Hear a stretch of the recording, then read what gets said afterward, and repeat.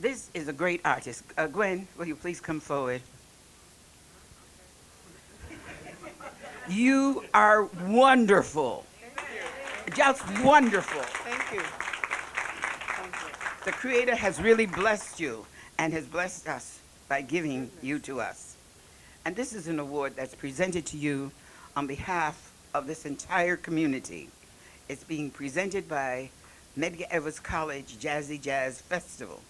And it says the MEDGAR College Jazzy Jazz Festival Award presented to Gwen Cleveland for her bicentennial contribution and performance of jazz music, presented in the borough of Brooklyn, New York on the 25th of August, 1999. Bless you. Big girls don't cry. Oh, that's so wonderful. That's Thank beautiful. you so much. Any children in the room? Please, where are the children? Come. Everybody's a child. Any children you know who legally are children? Any legal children? No, they left. We always have some children here. All right, this is something. Will the person who admits being the oldest person in the house please come and stand with Gwen? Are you kidding? No, the person who admits being. Oh, no admissions. Oh, my goodness. Will the person who thinks she's the youngest person in the house?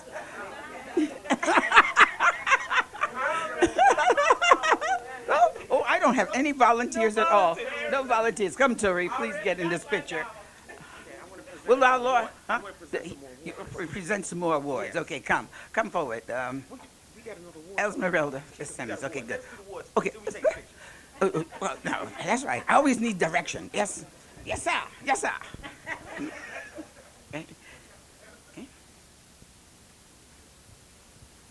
I would like to present this award to Miss Gwen Cleveland, honoring her day today at Jazzy Jazz Festival. This award was presented by your senator, Miss Ada Smith. And she says,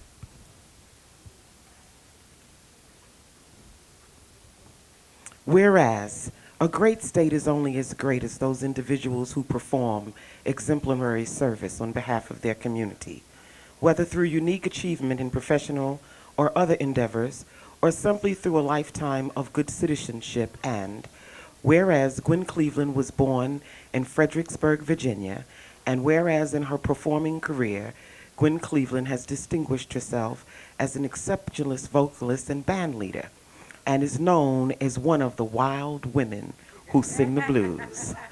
And whereas for decades, Gwen Cleveland has performed at numerous prestigious venues, including the Skylark Room and Carmichael's Restaurant in Queens and 966 Jazz in Brooklyn.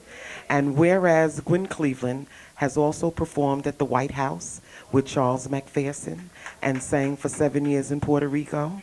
And whereas Gwen Cleveland is one of New York City's great cultural treasures.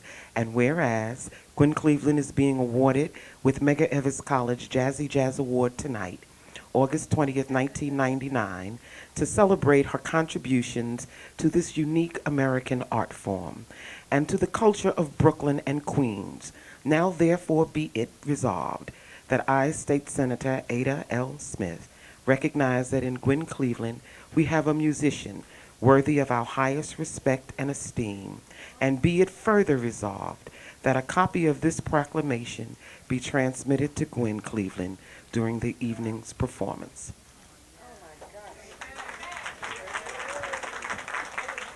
And now our very own Esmeralda Simmons is going to present another award.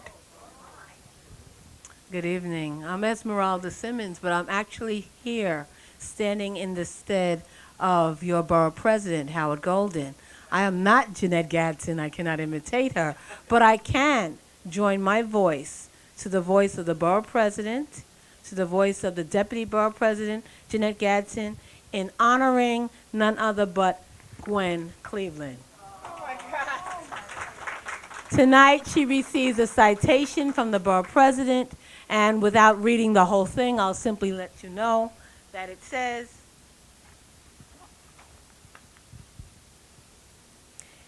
I salute Gwen Cleveland for her outstanding achievements and for the years of pleasure she has provided to her many fans. Jazzy Jazz and all of your Brooklyn fans and your fans throughout the world salute you, Gwen Cleveland.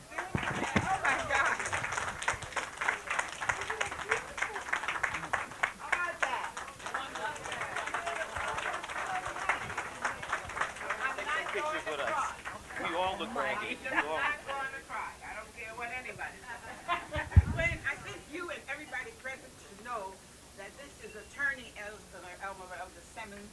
She is the director of our Center for Law and Social Justice. She's a great civil rights and she's been fighting for us through the years.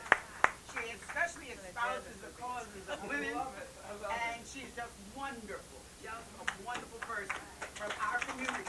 The director of the Center for Law and Social Justice. And a jazz enthusiast. And the jazz. That's good. Am I hobnobbing or what? I would just like to say thank you so much. This is a surprise for me. Ain't nobody never give me nothing in my life. In my life. Unless I worked for it.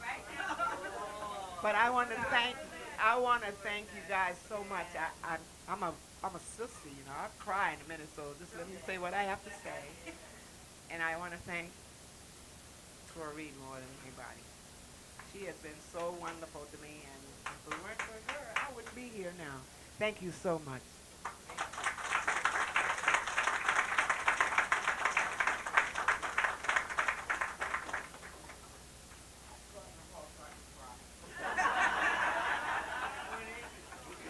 It's not very known, but when singers come into the business, you got to talk to Gwen. So she takes us under her wings and shows us the ropes. And I remember coming on her gig, and she said, "You're that new singer that got my bass player." She said, "Well, get up here and show me what you can do." Yes, I'm telling. And ever since then, she gave me a big hug on the stage and said, "You're going to be one of Mama's girls." So she took me under her wing. Same thing with Bross. Musicians are a very close family. Crazy, yes, that part is true too. Bross Townsend is one of our most noted jazz artists all over the world. And he's one of the most sought after pianists, but he's also sought after as an accompanist to accompany singers. And when I was doing my training, coming into the business, Bob Cunningham just took me under his wings so I didn't have to suffer in this business, and he used to take me on all his gigs. So I would be on the gig and I'd just be singing and singing in the mic, and Bross would listen because you could hear he has very sensitive ears. And his response, Bobby, God, please, take that girl off the mic. God, Lord Jesus, give her another mic. Don't you hear that voice? Oh, my God, that voice is too big, Bobby, give me another mic. I'd walk through the door and he'd see me. Oh, God, Bobby, here she come again. Oh, Lord, Bobby, can you get somebody else? So he would snatch my mic out, my good 58 mic, and give me something a little softer. He said to bring down some of that volume because I was killing his ears. So this went on for a couple of years. Then I started going on my own and started working with John Moody. And one day, I got this call from Bob. He and Bross was doing this big-time gig down in one of the Manhattan hotels, and the singer didn't show up. So Bob said, "I know who we can get. Let's get TORRIE." But he didn't tell Bross. So we come down to the hotel and everything. And it's one of them yippee gigs, you know? Everybody want to party, and we playing traditional jazz. So they liked us. They were courteous and everything. But said, "We got to do something else, man. You know, we got to do something else." So Bob said, "I'm going to bring up the singer." Bross didn't know who the singer was. So he's sitting down playing, and I began to sing, and the audience started clapping, finally. And Bross, when we finished, Bobby, who's that singer? Man, you got a good singer. Who's that singer?" That's when I knew I had arrived. I said, "It's me, Bross." Take a break.